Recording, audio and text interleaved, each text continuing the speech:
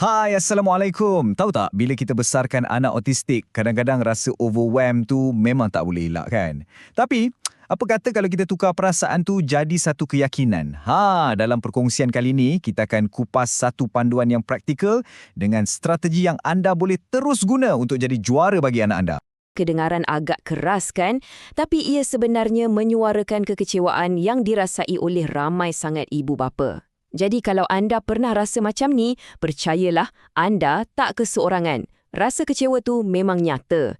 Dan dari sinilah kita akan mulakan perjalanan kita untuk cari penyelesaian. Menjadi juara untuk anak kita ni, ia gabungan antara cara kita berfikir dengan apa yang kita buat. Ia pasal menjadi suara mereka bila mereka perlukan kita. Bidang analisis tingkah laku gunaan atau ABA ada satu kepercayaan asas. Setiap tingkah laku tu ada tujuannya. Dan selalunya, sebab tu jatuh dalam salah satu daripada 4 kategori ni. Sama ada nak dapatkan perhatian, nak elak sesuatu, nak dapatkan barang atau sebab rangsangan sensori. Jadi bila kita dapat faham kenapa dia buat macam tu, itulah langkah pertama untuk kita atasinya. Ada satu cara mudah nak faham situasi macam ni, kita panggil kerangka ABC. Senang je. A untuk antecedent, apa yang jadi sebelum tingkah laku. B untuk behavior, tingkah laku tu sendiri. Dan C untuk consequence, apa yang jadi selepas tu. Kita tengok contoh ya. Johnny nak biskut, itu A. Dia pun mengamuk, itu B. Lepas tu dia dapat biskut, itu C. Jadi apa yang Johnny belajar? Dia belajar yang, kalau aku mengamuk, aku dapat apa yang aku nak. Nampak tak? Okey, ni sekarang kalau tingkah laku anak anda tu mengganggu pembelajaran dia, ada satu alat yang sangat-sangat berkuasa. Namanya Pelan Intervensi Tingkah Laku atau BIP. Dan benda ni penting untuk kita faham. Ia bukan pasal nak hukum anak. Langsung bukan. Ia adalah pasal kita nak faham kenapa dia buat macam tu. Lepas kita dah faham, barulah kita boleh ajar dia kemahiran baru yang lebih baik. Proses nak buat BIP ni, dia sangat sistematik. Ada langkah-langkahnya. Mula-mula, kita pilih satu tingkah laku, kita kumpul data pasal tingkah laku tu dan cuba faham apa puncanya.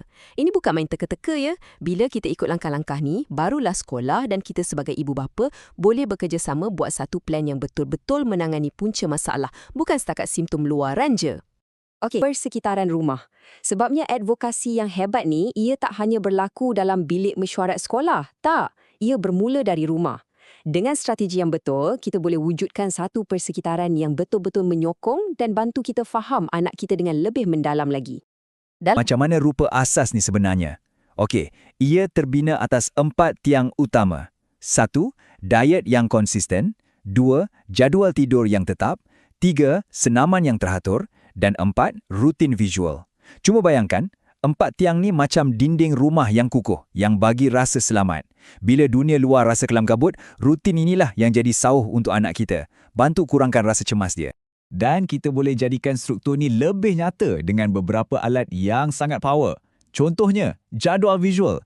Ia bagi tahu anak kita apa yang akan jadi lepas ni. Lepas tu ada zon khas, macam satu sudut selesa untuk dia bertenang. Dan pemasan visual, yang ni best. Ia jadikan konsep masa yang abstrak tu nampak depan mata. Jadi peralihan aktiviti jadi lebih lancar dan boleh kurangkan risiko meltdown. Macam mana pula? Apa strategi praktikal yang anda boleh terus cuba dekat rumah? Sekarang juga, cuba guna bahasa pertama, kemudian. Contohnya, pertama, siapkan kerja rumah, kemudian baru boleh main iPad. Atau bagi 2 pilihan yang dua-dua kira okey. Adik nak pakai baju biru ke baju merah? Benda-benda kecil macam ni sebenarnya bagi anak kita rasa ada kawalan sikit, ada struktur. Dan selalunya, ia boleh kurangkan tingkah laku yang mencabar tu. Selalunya, inilah bahagian yang paling menakutkan untuk ibu bapa. Banyak sangat pilihan, istilah pun pening kepala.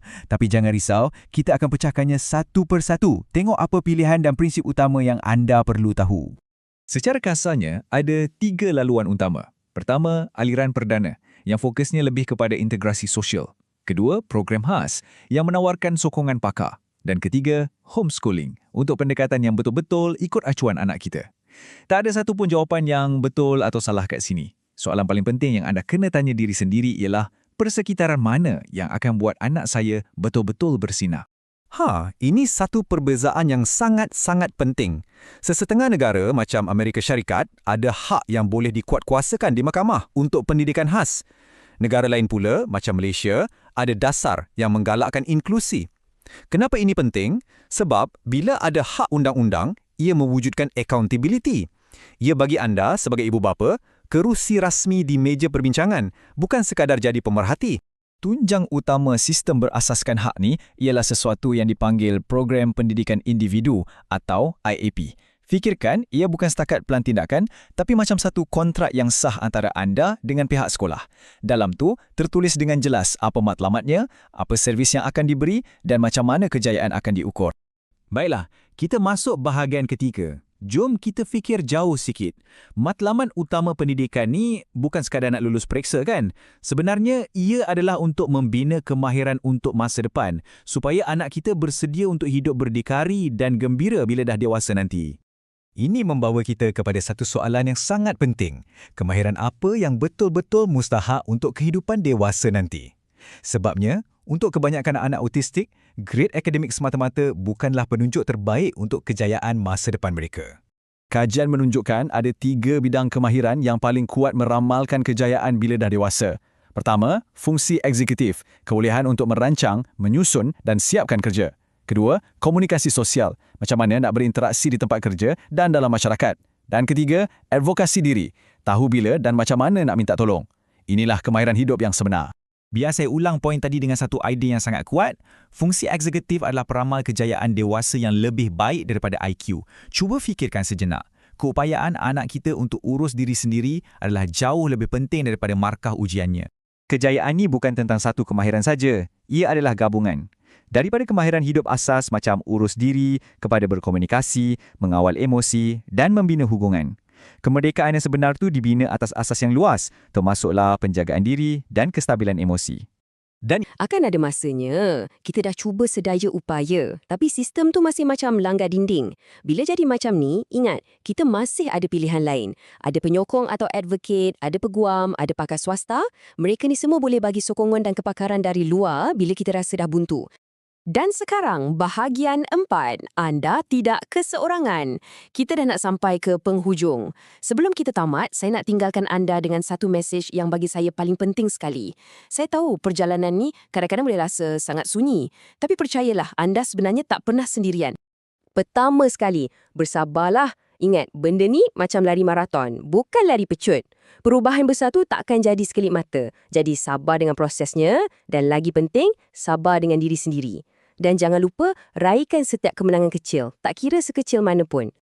Akan ada hari yang kita rasa down, akan ada masa kita rasa nak mengalah. Memang akan ada. Tapi, tolong teruskan perjuangan. Ketabahan anda tu, itulah aset paling berharga untuk anak anda. Setiap kali anda bersuara untuk dia, anda sebenarnya tengah bina satu jalan yang lebih baik untuk masa depan dia. Dan jangan sesekali ragu dengan diri sendiri. Anda boleh buat ni, anda mampu. Ingat, anda lah pakar tentang anak anda.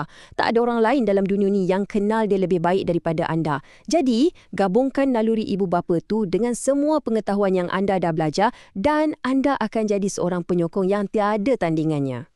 Ingat tak? Ini pelan tindakan 3 langkah anda sebelum setiap mesyuarat penting. Pertama, kumpul data. Contoh, kerja sekolah, nota pemerhatian anda. Kedua, rangka visi. Apa kekuatan anak anda? Apa kebimbangan anda? Apa matlamat anda?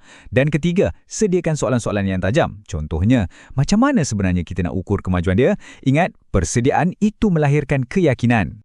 Dan yang ni, mungkin anjakan minda yang paling power sekali. Kita kena berhenti tanya, dah siap kerja rumah ke belum? Sebaliknya, kita tanya, apa rancangan awak nak siapkan kerja rumah? Nampak tak beza dia? Soalan pertama tu macam nak suruh dipatuh je. Tapi soalan kedua, yang tu membina kemandirian dan fungsi eksekutif. Satu perubahan kecil dalam ayat, tapi impaknya, Masya Allah, untuk seumur hidup. Potensi anak anda tak ada hadnya. Dengan alat dan anjakan minda yang betul, anda ada kuasa untuk bantu dia capai potensi itu.